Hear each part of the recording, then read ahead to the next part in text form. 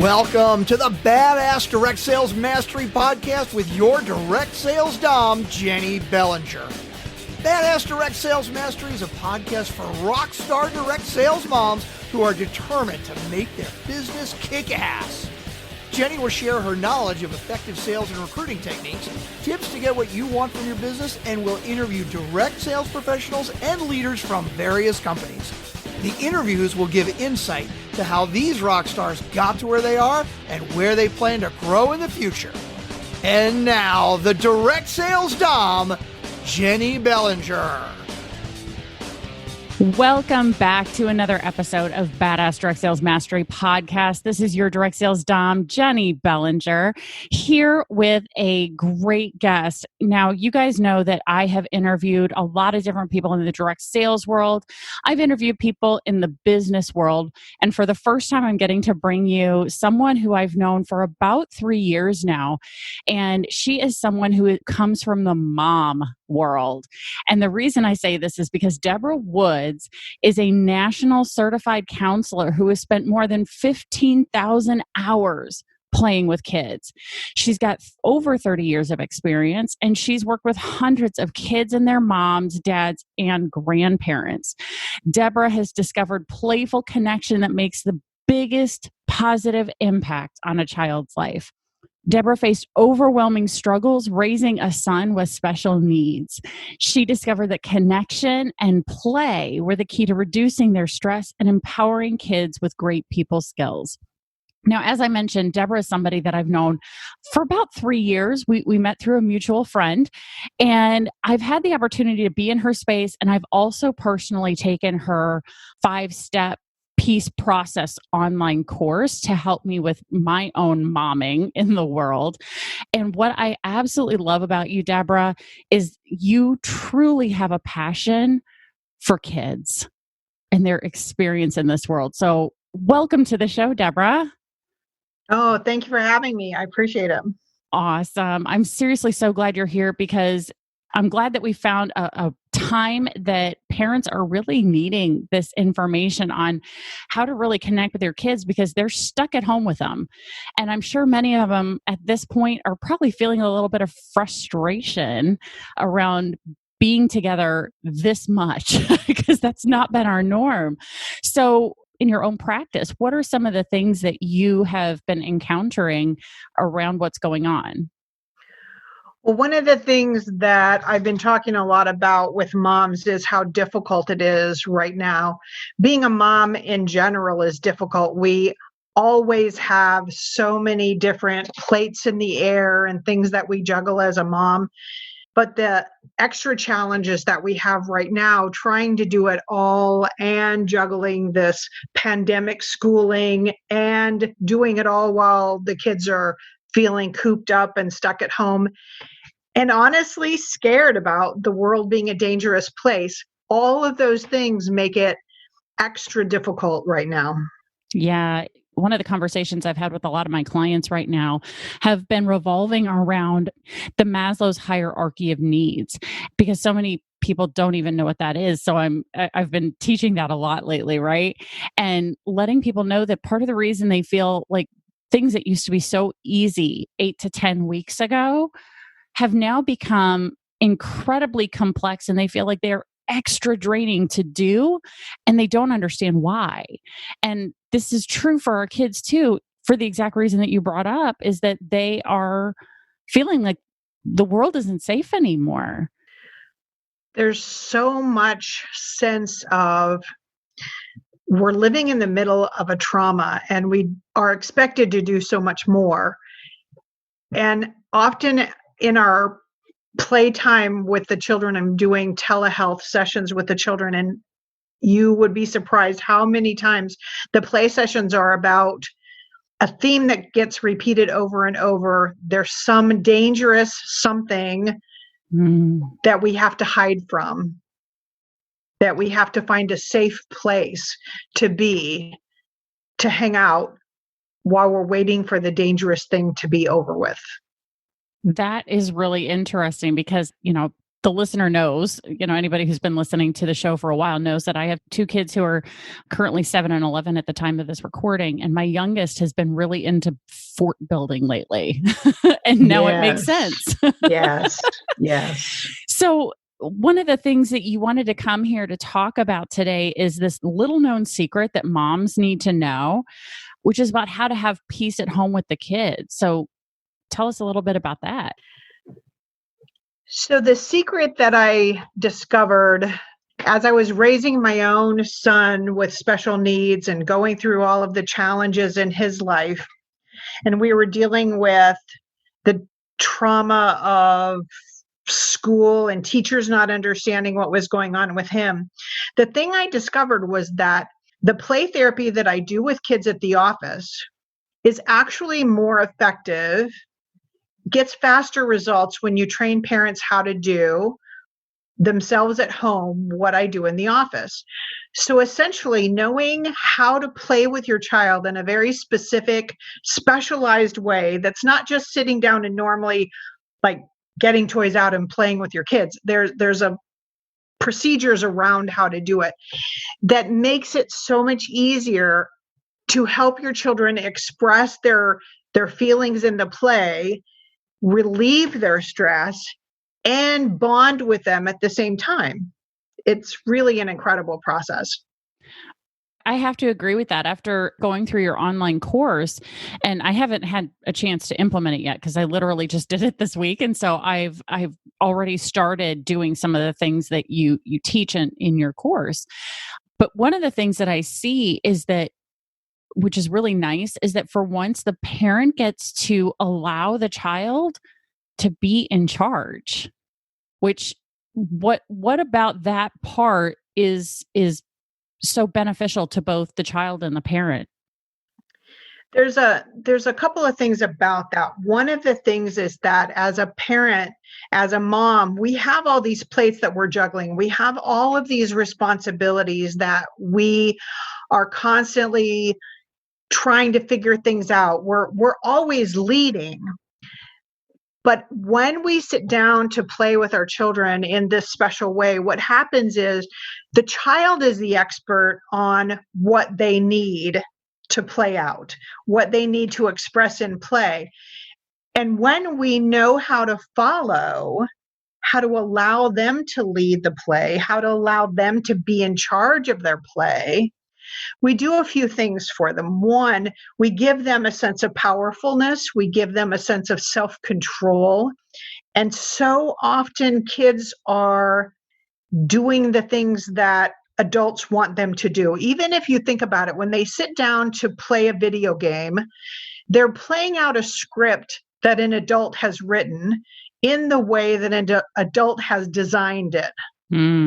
But when they play in this very special way and they lead, their own imagination takes them where they need to go in order to express what they're feeling, what challenges they're experiencing, and to work through to find a resolution and a solution for themselves, which is incredibly empowering. And I think that's a really important thing, because one of the things that I've said ever since before I had kids was it's my goal to raise productive adults, right? Yes. I'm not raising children, right? That's a very different mindset. And so to start out your lifetime with the kids, and even if you're starting right now, because this is the first time you guys are hearing about how important it is to actually play with your kids, to be able to give them that empowerment is the first step to really getting them to where they're going to be self-sufficient adults, right? Yeah. The exciting thing about all that is when we know how to empower our kids to lead, what that means is that we get to sit back and relax, use a few very specific skills and scripts that I give you, and take a deep breath and find out where they're going to take you. Oftentimes, kids take me on this really exciting journey, and I don't have to know what it means. I don't have to figure out where we go next. it's just very relaxing and peaceful and enjoyment. There's so much pleasure in just getting to follow where they're taking me. Absolutely. And I think one of the questions that has come up for me personally that probably is, as our listener starts to think about how this applies to them as well, is I've got two kids, one who's 7, one who's 11. So they're obviously in very different ways of playing. So as we start to plan out our play with our children, having kids in different times of life, how do they play differently? And do we use the same process for, just to use my own kids for the example, do we use the same process for a 7-year-old as we do for an 11-year-old? The same process, yes, and different play materials, different experiences. Mm-hmm. One of the things I do in my quick start program is I give you the option. If you want to do both your kids at the same time in a special play time, you can make that work. There's some ways, and I give you some pointers.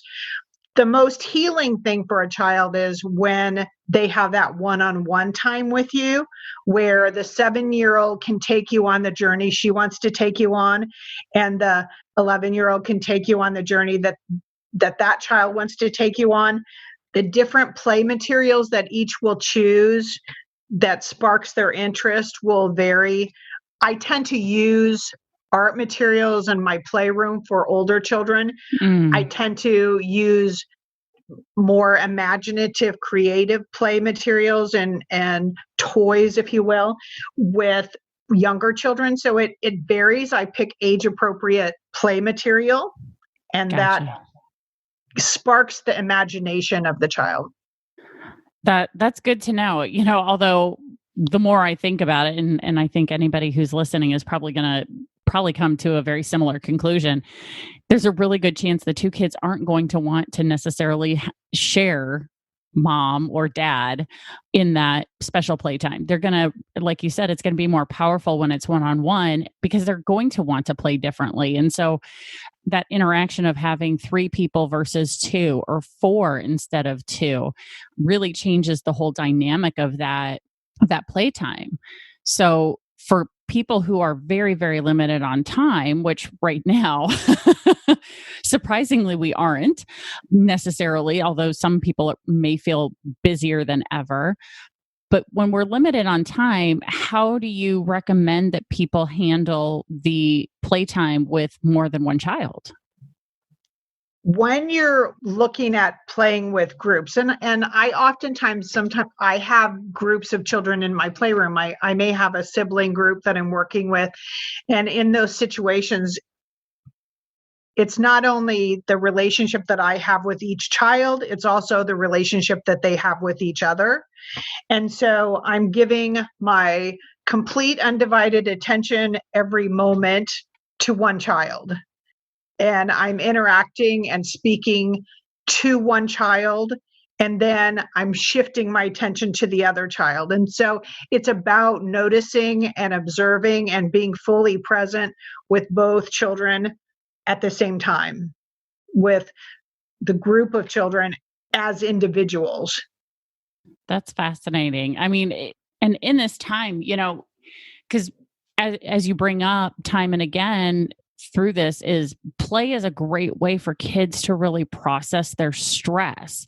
And so, as you said earlier, they're going to develop a particular play style that's going to help them, or a storyline that's going to help them process what's going on in the world, right? So Yes. How can a parent support the child who's going through a stressful time in that playtime? A lot of what I teach in my program is how to respond to their play, how to allow kid-sized decisions, how to follow them as you're going through. I call it come along, that you're coming along with them on this journey that they're taking you. And basically what that means is a lot of what we don't do. We don't ask questions. We don't say things like, "Oh, what is that?" We allow them to tell us the parts that they want to tell us, and to notice what they're doing in a way that doesn't interfere with their process. If they invite us to get under the covers with them and hide because there's a dragon out there, then we're going along with that. And sometimes when you have a couple of kids playing together, that might mean one is playing one thing and the other one's playing something else, and not encouraging or pushing them to play together, but recognizing that each one is going on their own journey in their own way. Mm-hmm. And that it's perfectly okay for each one of them to use that time with you in the way that they want to. And like being present in two stories at one time is really something that you can do with this process. You don't need to feel like you have to stay completely engaged in one story and to the exclusion of the other. Like you can actually divide your attention, because you're giving full attention when you're giving attention to that first child and then the second child. So it's a way of dividing out your attention in a way that you're still noticing, you're still keeping an ear out for the other one. Mm-hmm. And then when something significant happens with the other one, you're switching attention. Kids seem to have this rhythm and pace that works out. That's awesome. And, the fact that you've had, 30 years of doing this, it's so nice because, I've only got 11 years of experience with momhood, right? Yeah. So having that knowledge is really helpful. So one of the things that you have really been working on is this 5-step process. How can moms get a hold of this 5-step process so that way, well, even dads too, because I'm assuming dads also want to know how to do this. Yes, I have dads who do the process just the same as moms. Mm-hmm. So how can they get a hold of this 5-step process so that way they can begin to utilize this in their own lives with their kids? Well, I will provide you with the link to my course that's on Teachable. You'll have the link to be able to access that in there. There's some training that you will have access to when you just click the link. You'll have some free access. And then you can purchase the course if you like.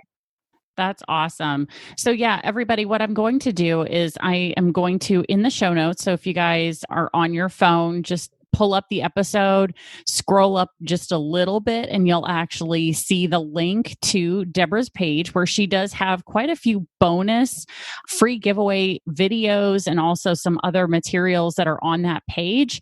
And then if after watching those videos, if after reading through the material, you decide that you need to go a little bit deeper and you want part of that 5-step process, you can go ahead and get in as part of that online course, which I'm going to tell you guys, I think 75% complete on that one. I'm still going through the bonus material myself, really getting in, and I cannot wait to implement this with my kids.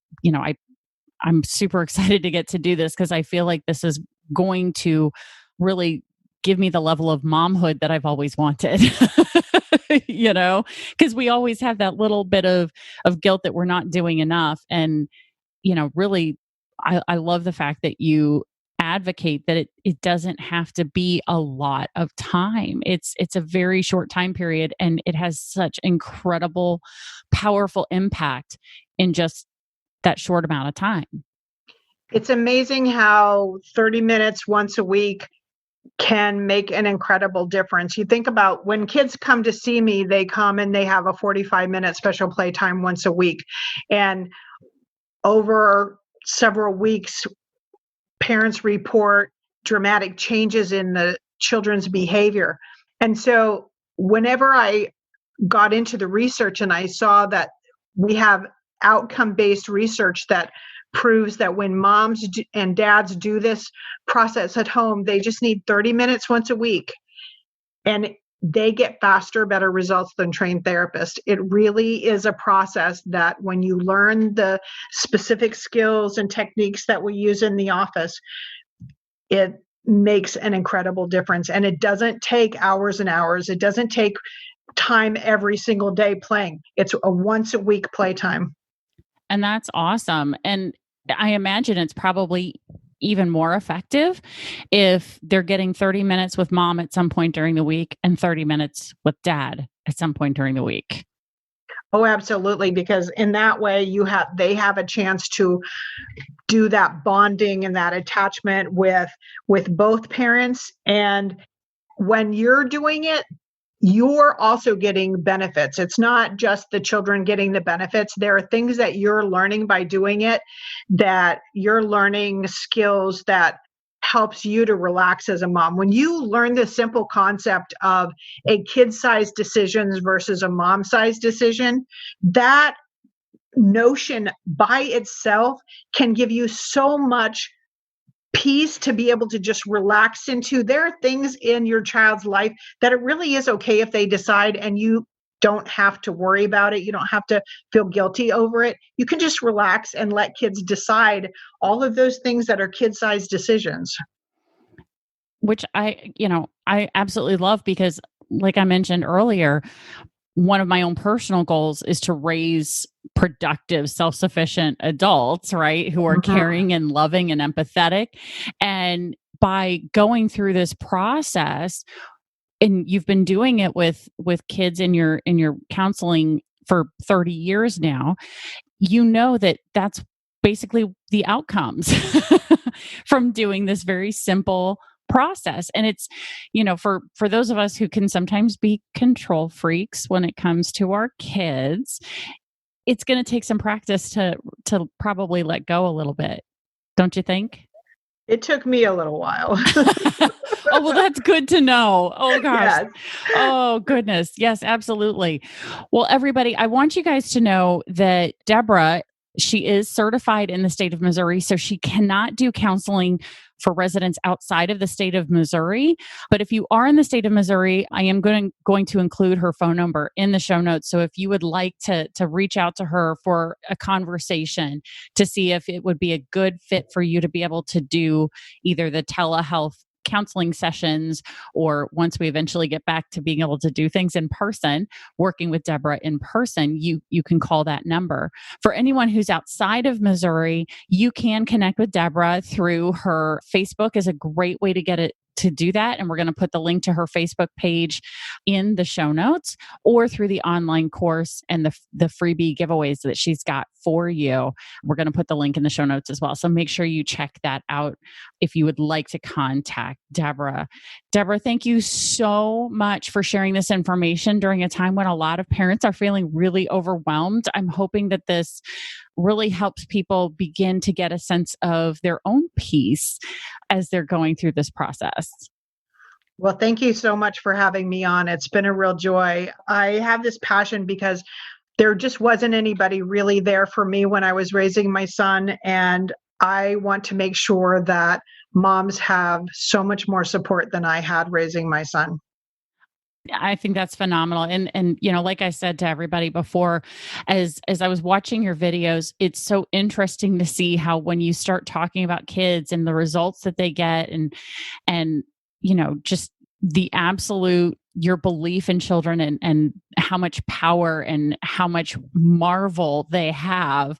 It's so great to see your eyes light up and your whole demeanor changes when you're talking about kids. You really, truly have a passion for helping them.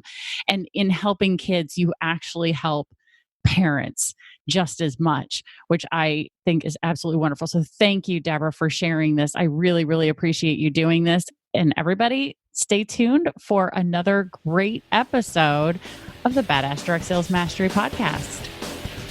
Thanks for listening to the Badass Direct Sales Mastery Podcast with your direct sales dom, Jennie Bellinger. Why are you waiting to go to badassdirectsalesmastery.com? Don't make the dom get her whip.